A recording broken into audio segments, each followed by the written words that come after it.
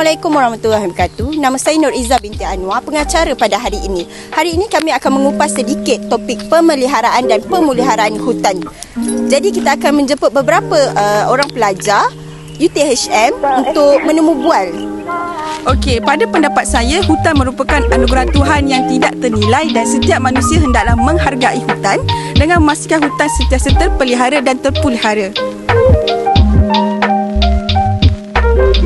Okey, jadi kita teruskan lagi dengan pelajar seterusnya mengenai topik pemeliharaan dan pemuliharaan hutan. Silakan, Shazli. Okey, Shazli, saya ada sedikit soalan. Siapakah yang bertanggungjawab dalam memelihara dan memelihara hutan? Nampak saya, rakyat Malaysia adalah antara individu yang penting untuk menjaga pemeliharaan dan pemeliharaan hutan. Selain itu juga, kerajaan perlu mengambil satu inisiatif untuk menjaga juga dan membuat satu program untuk menjaga dan pemulihan hutan. Terima kasih. Terima kasih. Kita teruskan dengan pelajar UTHM seterusnya, Khairul. Khairul, saya ada sedikit persoalan. Apakah kesan dalam memelihara dan memelihara hutan? Bismillahirrahmanirrahim. Kesan memelihara dan memelihara hutan terhadap masyarakat adalah kita boleh bahagi kepada dua kesan, iaitu kesan yang baik maupun kesan yang buruk. Okey.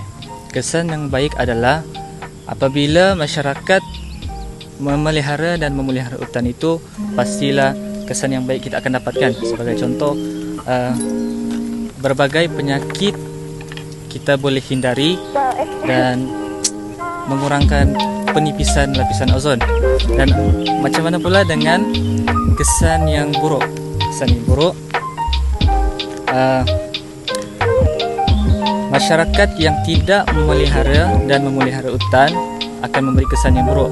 Sebagaimana contoh adalah banyak penyakit berjangkit yang kita boleh hadapi. Yang kedua, bumi akan semakin panas diakibatkan tidak ada peranan yang penting diambil oleh masyarakat untuk memelihara dan memelihara hutan.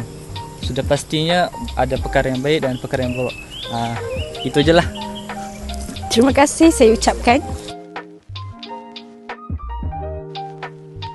Sekarang lagi soalan kita kepada Izzat. Boleh masuk?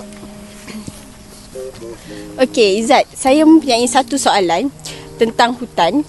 Apakah langkah dan inisiatif yang diambil untuk memelihara dan memelihara hutan? Okey, baiklah. Untuk langkah bagi memelihara dan memelihara hutan, yang pertama, daripada tindakan ibu bapa itu sendiri. Ibu bapa perlu menerapkan sifat-sifat nilai cinta terhadap alam sekitar kepada anak-anak daripada kecil lagi. Antara contohnya, ibu bapa boleh menunjukkan contoh-contoh bercucuk tanam, contoh-contoh membuang sampah dan contoh-contoh untuk mengitarkan beberapa barang semula daripada kaca, plastik dan juga kertas. Seterusnya, untuk bahagian bagi pihak pengajar perlu menerapkan cinta terhadap alam sekitar, mungkin memelihara dan memelihara, di mana di dalam setiap poster dan setiap buku teks ataupun segala buku catatan yang ditampal bagi membuatkan pelajar-pelajar dapat membaca setiap poster ataupun ilmu-ilmu tambahan yang telah ditampal di papan kenyataan di sekolah. Sekian, terima kasih. Okey, itu saja daripada Izzat. Jadi, kita teruskan lagi dengan soalan seterusnya, iaitu cabaran. Okey, kita teruskan lagi dengan pelajar seterusnya, iaitu Ashikin. Jadi Ashikin, saya nak tanya, apakah cabaran yang akan dihadapi oleh hutan setelah dinyatakan langkah dan inisiatif tadi?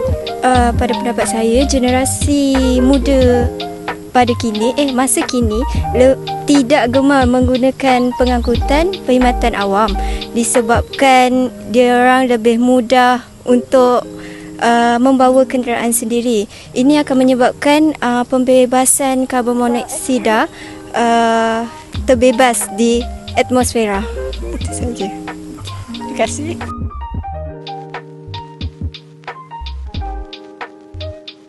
Okey, kita teruskan lagi dengan pelajar UTHM. Silakan Siti Hawa.